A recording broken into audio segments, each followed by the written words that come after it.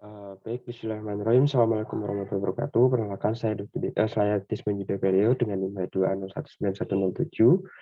Di sini saya akan menjelaskan tentang edukasi dari MPASI. Untuk selanjutnya kita akan masuk ke kasus terlebih dahulu. Di sini ada seorang laki-laki usia 9 bulan di bawah ibunya ini ke puskesmas untuk imunisasi rutin dan konsultasi gizi, di mana ibunya mengatakan BP-nya ini tidak naik atau sulit naik dengan BP 2 bulan yang lalu 6,8, bulan lalu BP-nya 6,9 kg. Dan untuk riwayat pemberian makannya ini diberikan ASI sejak lahir sampai sekarang. Dosis formal diberikan pada umur 4 sampai 9 bulan sebanyak 2 sampai 4 kali per hari. Kemudian untuk MPASI-nya diberikan 4 sampai 6 bulan, berusia 4 sampai 6 bulan diberikan pisang kerok sebanyak 1 sampai 2 kali per hari, sebanyak 2 sampai 3 sendok. Dan pada usia 6 sampai 9 bulan diberikan 1 sampai 2 kali seperempat mangkok bayi, yaitu isinya ada nasi, sayur, dan juga lauk. Kemudian ibunya ini mengatakan anaknya susah diberi makan dan sulit, harus sambil digendong dan juga diajak jalan-jalan. Kadang 1 jam baru habis, dan bila tidak habis, ibunya akan menggantikan dengan menggunakan susu formula sebanyak 60 ml. Dan dari hasil pemeriksaan fisik didapatkan adanya BP 7 kg, minum bedah 68 cm, dan urusan kesehatannya dalam batas normal. Baik, kita masuk ke pembahasan, yaitu yang pertama saya akan menjelaskan terlebih dahulu apa itu MPASI. Jadi MPASI ini adalah kepanjangan dari makanan pendamping ASI, yaitu makanan atau minuman selain ASI yang mengandung zat gizi yang diberikan kepada bayi selama periode penyempihan atau complementary feeding, yaitu pada saat makan atau minum selain diberikan bersama pemberian ASI. Nah, untuk riwayat MPASI-nya sendiri, pada pasien ini pada usia 4-6 bulan sudah diberikan MPASI menggunakan pisang kerok sebanyak 1 sampai 2 kali per hari sebanyak 2 sampai 3 sendok. Nah, MPASI ini harusnya diberikan pada usia 6 bulan karena sistem pencernaan pada bayi itu baru siap setelah usianya lebih dari 6 bulan.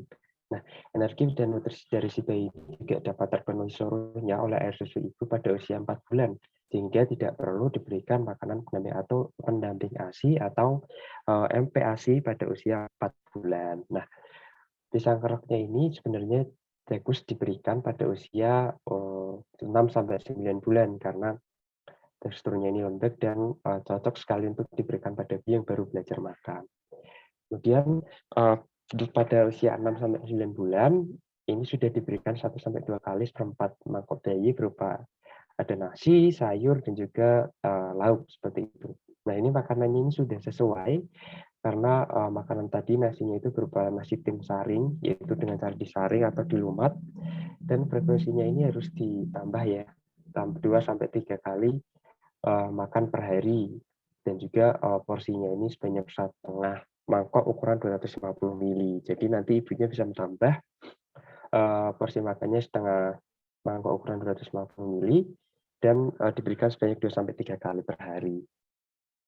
Kemudian untuk strategi pemberian MPASI yaitu di sini ada beberapa. Yang pertama, harus diberikan tepat waktu di mana diberikan usia sekitar 6 bulan atau lebih, dan juga harus diberikan secara adekuat, yaitu dapat memenuhi nutrisi, kebutuhan energi, protein, dan juga mikronutrien dari anak.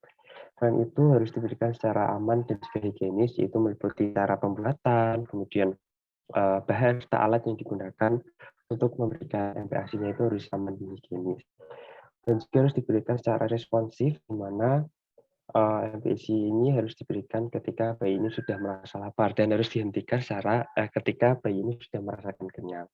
Dan ini ada beberapa tips juga, yaitu yang pertama adalah ketika bayi ini menunjukkan ketertarikan terhadap makanan dan mulai mencoba meraih makanan, itu bisa diberikan MPASI kepada bayinya. Dan juga ketika bayi ini menunjukkan tanda lapar atau tidak tenang, walaupun ketika setelah diberikan ASI, dapat diberikan MPASI seperti itu.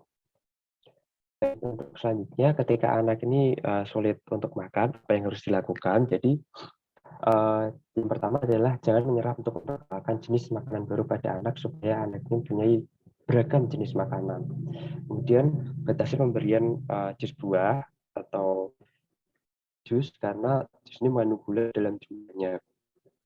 Selain itu bisa matikan TV, komputer, atau gawe saat makan berlangsung. kita tawarkan selingan di antara waktu makan jika anaknya ini terlihat lapar, yaitu selain itu berikan berbagai versi jenis pilihan rasa dan jenis makanan sehat untuk si anak. Dan jangan paksa anak untuk makan karena hal ini dapat mengakibatkan anak ini susah untuk makan nanti sepertinya. Nah, kemudian jadwal makan harus diutamakan, yaitu ada 3 makan utama, 2 makan snack, 2 kali makan snack, dan 2 kali susu. Nah, ini jaraknya harus diperhatikan 2 sampai 3 jam antara, waktu makan utama dan waktu makan selingan ataupun minum susu, supaya anaknya ini tidak terlalu kenyang, seperti itu. Dan waktu makannya ini tidak boleh melebihi dari 30 menit. Nah, pada skenario kan, lebih dari 30 menit, yaitu, kurang baik. Seharusnya nanti ibunya bisa, memberikan makannya kepada bayinya itu kurang dari 30 menit seperti itu, supaya sesuai dengan yang diberikan. Kemudian juga bisa berikan air putih di antara waktu makan supaya anak ini tidak terlalu kenyang menuju makan ke berikutnya. Nah, kemudian anak ini juga jangan dipaksa, tidak boleh makan ini sebagai hadiah seperti itu karena nanti dapat menyebabkan obesitas kepada anaknya dan akan merusak jadwal makan atau feeding rules dari si anaknya.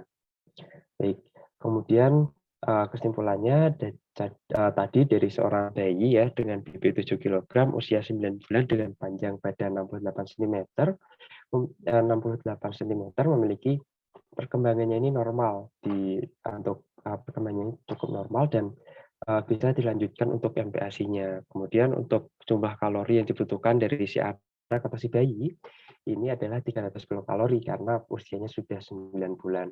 Nah, di sini pada usia 9 bulan nanti bisa diberikan makanannya ini berupa makanan seperti makanan, sama dengan orang dewasa, tapi harus makanannya ini dicincang seperti itu, sesuai dengan tabel yang berada di, sebelah kanan ini. Pada usia 9 bulan harus diberikan makanan dengan cara dicincang dan nanti akan diberikan makanan secara makanan atau masak biasa setelah berusia 12 sampai 3 bulan.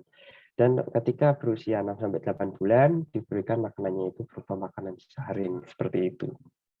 Baik, mungkin, sekian edukasi MPASI dari saya. Terima kasih, mohon maaf apabila ada kesalahan, kesalahan kata ataupun perbuatan. Terima kasih atas kerjasamanya, semoga bermanfaat. Assalamualaikum warahmatullahi wabarakatuh.